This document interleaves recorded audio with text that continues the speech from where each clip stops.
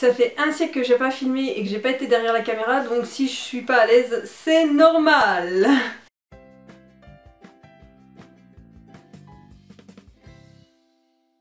Bonjour les gens, je reviens vers vous quasiment un an après, même plus qu'un an après en vidéo. Donc j'ai décidé de pas me prendre la tête sur les vidéos, c'est-à-dire que si j'en fais pas pendant un an, et ben c'est pas grave si j'ai envie d'en refaire après.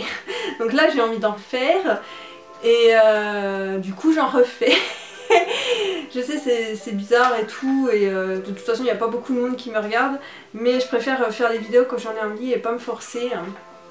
Donc voilà, là l'envie elle est revenue tout doucement et tout. Je sais pas si ça va durer longtemps parce qu'avec le boulot, tout ça, des fois je rentre, je suis très fatiguée et c'est pas évident. Mais je vais essayer de m'y tenir quelques temps, pendant les vacances au moins et tout. Et puis peut-être, si ça se trouve, je vais réussir à durer dans le temps. Voilà. Donc je reviens aujourd'hui pour faire le tag du milieu de l'année. Je ne le dirai pas en anglais parce que je me souviens déjà même plus comment on dit et tout. Mais en gros c'est un tag avec des questions pour voir ce qu'on a lu ces 6 premiers mois. Et faire un peu le bilan, etc. Donc j'ai vu le tag sur la chaîne de Rêve ta vie en lecteur et j'ai repris les questions qui étaient posées. Voilà. Donc je vais commencer tout de suite. Alors la première question, celle-là je l'ai rajoutée mais c'est pas grave. Combien de livres as-tu lu en ce milieu d'année? Donc combien j'ai lu de livres en ce milieu d'année? J'en ai lu 48, sans compter les relectures et sans compter les abandons que j'ai pas chroniqués en fait. Donc sinon avec les relectures j'en suis à 50 et avec les abandons non chroniqués j'en suis un peu plus. Mais voilà, c'est bien, hein, 48 c'est quand même un score assez énorme et tout, mais je sais que j'ai déjà fait beaucoup plus. Mais en ce moment, des fois j'ai des pannes de lecture, j'ai pas envie de lire, je fais d'autres choses et tout. Donc en fait ça dépend, il y a des moments je vais lire, puis il y a des moments non, j'ai pas envie. Donc voilà. Deuxième question. Le meilleur livre lu depuis le début de l'année. Donc je ne l'ai pas avec moi parce que je ne l'ai pas retrouvé. Et je pense que c'est ma soeur qui l'a. Donc il s'agit de Loveless de Alice Oseman. Loveless, c'est l'histoire d'une fille dont j'ai oublié le nom. Georgia, un truc comme ça, on s'en fiche. Donc cette fille va découvrir qu'elle est aromantique asexuelle, c'est-à-dire qu'elle n'a pas de désir amoureux ni sexuel. Et ça va chambouler sa vie parce que elle a été nourrie par les histoires d'amour, elle écrit des fanfictions, elle en lit, elle lit des romances, etc. Le monde entier ne parle que de la romance et tout, et elle se dit mince, moi je vais pas pouvoir en vivre une parce que je suis aro ace. Et c'était absolument génial. Alice Oseman, elle traite très bien le sujet. C'était vraiment touchant, super et tout, et ça montre aussi déjà que chacun vit sa sexualité comme il l'entend et comme il la ressent, c'est-à-dire que c'est pas parce qu'on est asexuel que tous les asexuels ont le même ressenti ou le même genre de sexualité, etc. Donc c'est chacun son propre vécu. Et puis aussi ce que j'ai beaucoup aimé c'est que il n'y a pas que l'amour romantique en fait. Alors certes oui elle tombera pas amoureuse et tout, mais elle vit des histoires d'amour quand même, des histoires d'amour avec ses amis, avec sa famille, et ça c'est super important aussi. Et je trouve que c'est bien que Alice Oseman elle souligne ça, que c'est pas parce que t'es aromantique que t'aimes personne en fait. Bien sûr t'aimes les gens et tout, c'est juste que t'as pas le sentiment romantique et c'est pas grave, hein. Donc ce livre il m'a profondément touchée, il m'a vraiment, elle a su mettre les mots sur des trucs. Enfin c'est tellement rare de voir des personnages aromantiques, asexuels et tout que j'étais là mais waouh c'est trop moi à chaque fois. À chaque fois que je lisais tout, il y avait plein de trucs, je me disais oh, mais c'est moi ça, oh, mais c'est moi ça. Donc voilà. C'était vraiment bien et donc c'est je pense le meilleur livre lu depuis le début de l'année. Ensuite, la troisième question, la meilleure suite de saga. Donc la meilleure suite de saga c'est Vaisseau d'Arcane, le tome 2, l'Empire des Abysses de Adrien Thomas. J'avais adoré le tome 1 et j'ai encore plus adoré le tome 2. Le tome 2 il est complètement génial et tout. Donc vite fait l'histoire c'est celle de Soph donc Soph, qui veut essayer de sauver son frère parce que en fait dans le monde où ils vivent, il y a des éclairs de magie qui tombent sur les gens. Et quand ces éclairs tombent sur la personne devient un genre de légume. Enfin, en tout cas, elle a plus de volonté propre et tout, elle est très dans la lune et tout, elle parle plus, on sait pas trop ce qui se passe dans sa tête. Et en fait, dans la ville où elle vit, ils sont un peu utilisés comme des esclaves et tout. Enfin, ils sont plaqués dans des endroits pas dangereux, donc ils sont mis dans des endroits où ils vont travailler, etc. Et Soph, elle refuse que son frère, qui vient d'être frappé par un éclair, soit utilisé comme ça et tout. Et en plus, elle est sûre qu'elle peut sauver son frère parce qu'elle a l'impression que sa conscience est encore là, même si ça se voit pas beaucoup. Et du coup, elle s'enfuit avec lui pour trouver un moyen de le sauver à tout prix parce que son frère, c'est sa seule famille et elle l'adore et elle veut vraiment le sauver. Et la relation de Soph et Solal, elle est trop belle et j'ai adoré. Et il n'y a pas que ça, hein, il se passe énormément de choses, ils vont faire des rencontres, bonnes ou mauvaises, on ne sait pas. Et l'auteur a une imagination de dingue, il y a des personnages, ce sont des poissons, moi ça m'a... J'ai trouvé ça génial, des poissons. Des poissons dans leur bocal, alors ils sont dans des espèces de machines qui leur permettent de vivre au sein des humains, mais c'est des poissons. Enfin bref, et donc j'avais beaucoup aimé le tome 1 et le tome 2, mais ça a été vraiment, je l'ai bouffé et ça a été trop bien, trop génial. Les personnages sont super, les questionnements sont vraiment bien. Enfin franchement, une très très bonne lecture et je recommande cette duologie, parce qu'il n'y a que 2 tomes et c'était super.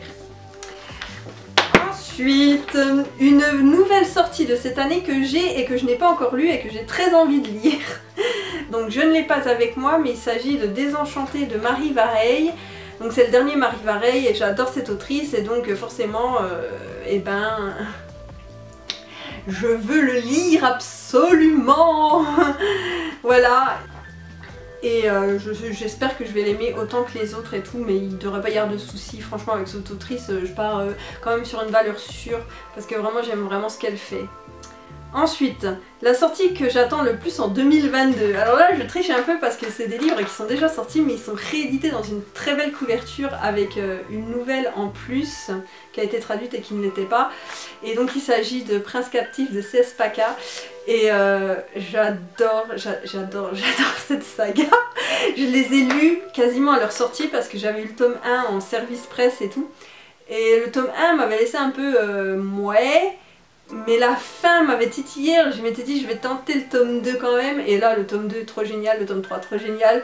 Donc vraiment, Prince Captif c'est une de mes sagas chouchou, je l'adore, il faut pas s'arrêter au tome 1 quoi. Si tu t'arrêtes au tome 1, il y a des trucs qui peuvent paraître un peu problématiques effectivement, mais en fait qui sont réglés par la suite, et c'est pas du tout... waouh le viol c'est trop cool, comme dans certains bouquins que je ne citerai pas. Mais en fait là c'est vraiment dénoncé en fait, la façon dont c'est fait et tout, c'est dénoncé. Alors certes il y a des scènes de violence sexuelle et qui sont horribles et tout machin, mais c'est pas... c'est dénoncé, c'est pas genre oh oui mais c'était pas si mal finalement, ou alors oh il dit non mais il dit oui en fait, enfin voilà. C'est dénoncé, c'est pas glorifié, donc ça peut être dur, mais il faut savoir que c'est dénoncé quand même. Mais c'est pas le plus important c'est la relation entre Damon et Laurent qui est trop bien. J'adore vraiment ces 2 personnages et j'adore leur relation et j'adore leur histoire d'amour et j'adore cette saga. Donc voilà, c'est la sortie que j'attends le plus. Ils ressortent donc le 6 juillet et je les ai déjà précommandés et quand je vais les recevoir je vais me jeter dessus et les relire. Ce n'est pas la première fois, je les ai déjà lus et relus, mais c'est pas grave, vraiment j'ai hâte. En plus j'espère que la nouvelle elle sera super bien, parce que la nouvelle pour le coup je l'ai jamais lue, hein, parce qu'elle avait jamais été traduite. Et donc voilà, en plus les tomes ils sont trop beaux et j'ai trop envie, j'ai trop hâte. Ensuite, ma plus grosse déception de l'année. Alors ma plus grosse déception de l'année c'est... qu'elle, le tome 1 de Andrea Schwartz. C'était pourtant bien parti. C'est une déception parce que justement c'était très bien parti. C'est l'histoire de... comment qu'elle s'appelle déjà? Sheloon, je sais pas si je le prononce bien. Qui a perdu toute sa famille à cause de gens aux cheveux blancs. En fait dans ce monde il y a des gens aux cheveux noirs et des gens aux cheveux blancs et les deux clans sont ennemis. Les cheveux noirs et les cheveux blancs se détestent. Et donc les cheveux blancs ont tué toute la famille de Sheloon et Sheloon est bien décidée à se venger. Et en fait plus tard elle va s'engager dans l'armée en se faisant passer pour un homme parce que seuls les hommes peuvent rentrer dans l'armée, ce qu'elle trouve totalement injuste. Et donc elle se fait passer pour un homme et elle rentre dans l'armée pour se venger des cheveux blancs. Et franchement mais ça donne trop envie, le synopsis et tout, l'histoire au début c'était trop bien, j'aimais trop les réflexions sur le fait que pourquoi les femmes elles ont moins de droits que les hommes ou pas les mêmes droits, pourquoi elles sont traitées ainsi et tout ça c'était vraiment génial. Même Sheloon est très manichéenne, c'est-à-dire les cheveux blancs c'est les méchants, les cheveux noirs c'est les gentils, donc elle fait partie des gentils et elle veut tuer les méchants et en fait on sentait que l'autrice justement allait vouloir nuancer ce propos et montrer que la guerre en fait il n'y a pas de méchants et il n'y a pas de gentils, c'est juste des peuples qui se battent souvent à cause de leurs dirigeants qui ont décidé d'avoir plus de terre ou plus d'argent ou plus de je ne sais quoi et eux ils se retrouvent à combattre pour leur pays en fait et finalement ça crée des malheureux des deux côtés et ça donne des envies de vengeance des deux côtés et ça ne s'arrête jamais alors que finalement et ben c'est pas une question d'être gentil ou d'être méchant. Et ça c'était très bien et tout. Et puis là est arrivée une scène et j'ai perdu mais en quelques secondes tout mon intérêt pour le livre. Mais vraiment ça a été ah c'est bien, j'aime bien et tout. Et là, j'ai pas aimé. Et en plus je suis allée lire des critiques et il y en avait une qui spoilait un petit peu et j'ai dit ah bon non bah je vais pas continuer. Et je ne pouvais pas, cette scène m'a énervée au possible, je l'ai trouvée incohérente, trop rapide, chiante, enfin tout ce que vous voulez. Et vraiment ça m'a coupé dans mon élan et je me suis dit ouais d'accord. Et quand j'ai vu ce qui allait arriver après j'ai dit ouais bah en fait non, laisse tomber, c'est bon, ce n'est plus pour moi. Et très grande déception parce que vraiment ça commençait super bien, j'en avais beaucoup d'attentes et j'aimais vraiment beaucoup. Et là c'est retombé comme un soufflé et c'était même pas la peine. Et d'ailleurs je pense, parce que j'ai acheté le tome 1-2 et on m'a offert le tome 3, mais je pense que je ne lirai pas la suite non plus, même si les tomes peuvent se lire indépendamment, mais je pense pas que je lirai la suite parce que vraiment en fait ça m'a dérangée et j'ai l'impression que dans les tomes suivants c'est un peu le même genre de truc. Donc voilà, c'est tant pis, ça arrive, donc pour moi une grosse déception. Ensuite, ma plus grosse surprise, alors je ne l'ai pas trouvé, je ne sais pas où il est, mais c'est la plus grosse surprise, voilà, c'est Nous autres simples mortels de Patrick Ness, que je vous mets là.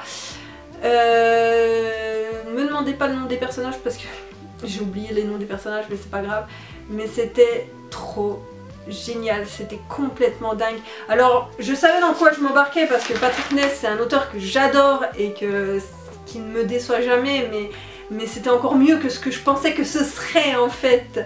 Et c'est l'histoire d'un... En fait c'est dans un... Je sais même plus où ça se passe. Et c'est des amis qui vont au lycée ensemble et tout, enfin qui ont une vie, qui font leur vie en fait. Et à côté de ça, il y a des gens qu'on appelle les Indie Kids qui eux essayent de sauver le monde. Mais eux, c'est les Indie Kids qui sauvent le monde et les personnages qu'on suit, bah, c'est les simples mortels, c'est les simples personnes qui ont des répercussions de ce qui se passe quand les Indie Kids sauvent le monde et tout, mais qui ne vivent pas l'aventure et qui sauvent pas le monde et qui essayent de se débrouiller avec leurs propres problèmes d'histoire d'amour, d'amitié, de lycéens, tout ça et tout. Et c'était génial. Le héros, il m'a touchée, mais à un point phénoménal. Il y avait plein de trucs, je me suis reconnue en lui et tout, et du coup il m'a fait mal, oh là là, j'avais envie de le prendre dans mes bras et tout, et vraiment c'était trop bien. Donc le héros il a des problèmes de TOC et il se croit amoureux d'une fille. Et il a un meilleur ami qui s'appelle Jared, et leur relation elle est trop belle. Il a une super relation avec ses deux sœurs, parce que bon, ils n'ont pas des parents très faciles, entre un père qui est un peu alcoolique et une mère qui est à fond dans la politique et qui pense qu'à ça et tout, et qui utilise un peu sa famille pour avoir des voix. Enfin voilà, et c'est un peu dur comme lecture, il se passe des trucs durs et tout, c'est pas forcément réconfortant, mais qu'est-ce que c'était beau, qu'est-ce que c'était touchant, qu'est-ce que j'ai aimé, et en plus c'était original avec ces indie kids qui sauvent le monde à côté, et c'était vraiment super, il y avait une pointe d'humour, il y avait... Ah là là, mais j'ai vraiment adoré, et Patrick Ness, franchement c'est génial, j'adore cet auteur et je continuerai à le lire avec plaisir et bonheur. Ensuite, alors ma nouvelle autrice favorite, et ben là c'est facile, il s'agit de Margaret Rogerson. Donc j'ai lu l'année dernière The Sorcery of Thorns, que j'ai adoré. Et cette année j'ai lu Enchantment of Wavens, et du coup j'ai lu Vespertine, qui est très beau, hein. Vraiment, et ben à chaque fois j'adore ce qu'elle écrit et tout, j'ai pas encore été déçue sur les 3 que j'ai lus, et donc cette année j'en ai lu 2 et vraiment je les ai aimés, donc bah, c'est devenu ma chouchoute quoi en fait. Je l'adore et je sais que je lirai ses autres livres en espérant ne jamais être déçue, mais bon des fois ça arrive, mais pour moi c'est maintenant une source sûre et tout, donc c'est ma nouvelle chouchoute, et voilà, je l'adore. Et je vous conseille ces livres d'ailleurs. Ensuite, alors un nouveau crush fictif. Donc là je vais tricher parce que en fait dans les romans je n'ai pas de crush. En tout cas pas en ce début d'année, je n'ai pas eu de crush fictif pour les romans. Donc je vais parler d'un drama. Donc c'est un drama qui est sur Viki qui s'appelle Legally Romance. Et voilà, c'est une fille en fait qui bosse avec un patron un petit peu qui la taquine et tout machin, et elle va retourner dans le passé et découvrir que son patron bah, il est pas si mal que ça en fait et tout, et c'est une histoire d'amour et c'est trop bien. Et donc moi j'ai eu un crush mais total pour Lu Chun. Si je le prononce super mal c'est pas grave, hein, je parle très mal le chinois. Mais c'était un personnage pour qui j'ai trop crushé, mais vraiment il m'a fait rire, il m'a fait pleurer. Et il avait une façon d'être à fond sur la loi et d'utiliser la loi pour se défendre plutôt que d'utiliser ses poings. Et vraiment, mais très attachant, très doudou et tout. Et le couple il est trop mignon d'ailleurs, j'ai vraiment beaucoup aimé ce drama. Et Lu Chun, mais voilà. Et en plus il est trop mignon, donc voilà. C'est lui mon crush fictif hein, du moment. Ensuite, mon personnage favori. Alors mon personnage favori, j'ai cherché pendant un temps, j'étais là, bon c'est qui, putain, j'en ai plein ou j'en ai pas du tout, je ne sais pas. Et puis ensuite, j'étais trop bête parce qu'en fait, quand j'ai vu le livre, j'ai fait ah bah oui mais que je suis con, c'est forcément ça. Donc mon personnage favori c'est Yuri, dans La Dernière Geste dans l'ombre de Paris de Morgan of Glencoe. Parce que Yuri quoi. Je peux pas en dire plus, Yuri elle est tellement géniale, elle part avec tellement de préjugés, tellement...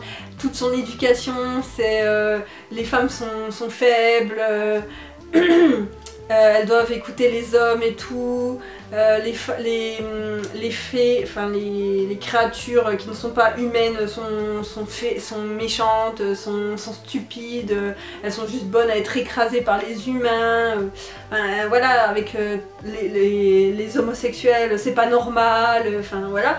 Elle part qu'avec des a priori comme ça et tout, et malgré ça, mais elle s'ouvre au monde et c'est tellement bien, je l'adore tellement.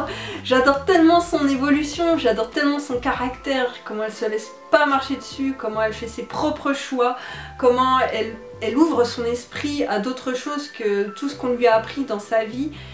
Et je l'aime de trop, c'est vraiment mon personnage chouchou de... Voilà, bon, j'avais déjà lu Dans l'ombre de Paris, c'était une relecture en fait, mais c'est pas grave, ça compte quand même. Mais oh là là, vraiment franchement Yuri quoi.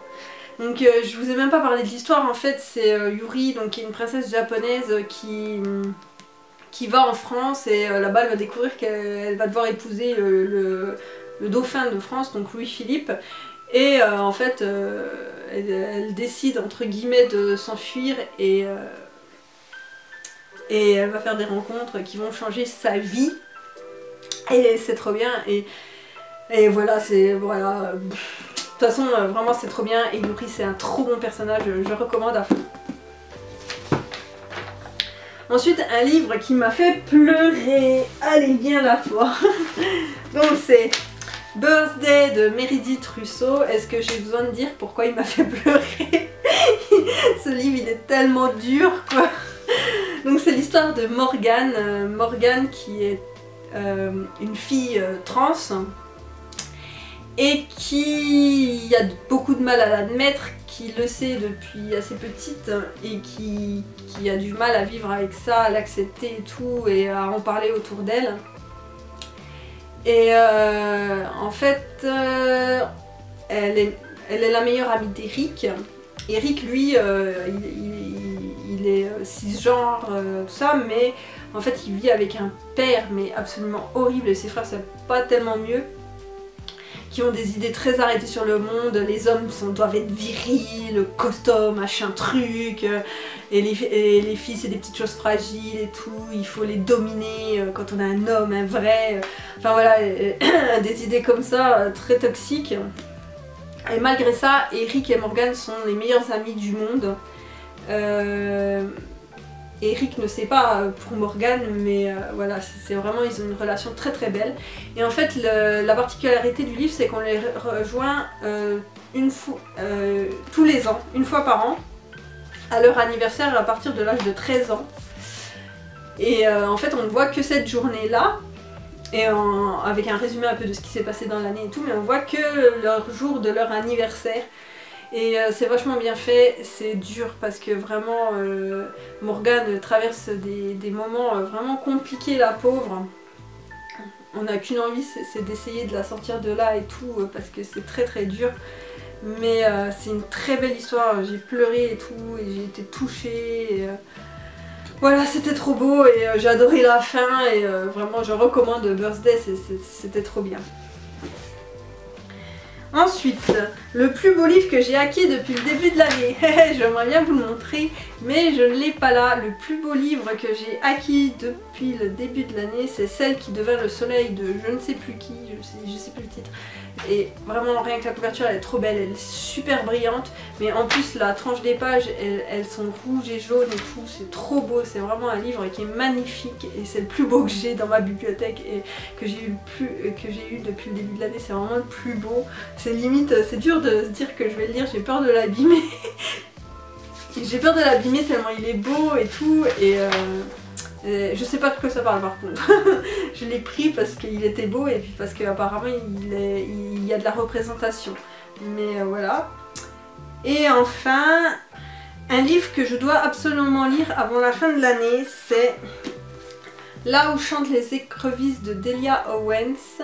Donc celui-là, c'est parce que quelqu'un me l'a recommandé en me disant il faut absolument que tu le lises Marie, c'est obligé. Et tu comprendras pourquoi en le lisant. D'ailleurs je l'ai déjà commencé et bon pour l'instant j'aime bien mais c'est assez dur quand même comme lecture, il se passe pas des trucs super joyeux. Mais on verra et on verra ce que j'en pense et ce que je dirai à cette personne quand je l'aurai lu. Wally walou. Donc bah c'est tout, j'ai fini avec les questions.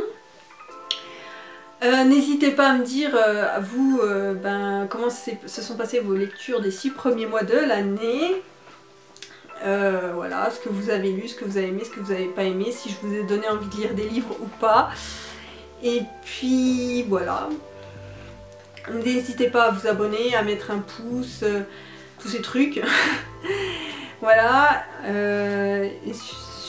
J'espère que la vidéo sera pas trop mal parce que vraiment j'ai l'impression que j'étais pas du tout à l'aise, mais bon forcément je fais des vidéos 3 fois tous les 3000 ans, donc ça veut dire qu'à chaque fois il faut que je me réhabitue à parler tout seul devant une caméra comme une andouille.